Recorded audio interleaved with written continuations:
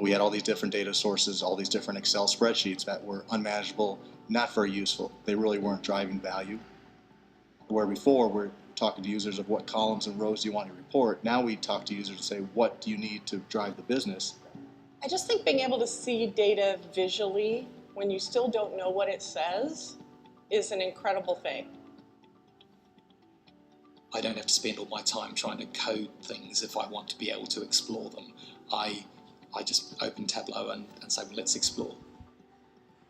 You can show the trends. The graphical power is completely liberating. 2 minutes Tableau, you can see the average per month, the average per day, and it's like, oh, wow, we can do this slightly differently. People are getting that actionable information much quicker. They're looking for it, and it's presented in a much better fashion that they're able to use. Those aha moments are really what drives the adoption. And people, not only do they like when they see their data, but they get ideas. If I didn't start using Tableau, I wouldn't have a bigger view of how data can help in my day-to-day work. It is limitless, so I don't know what else to say, but I think it is extremely powerful and I would thoroughly recommend it.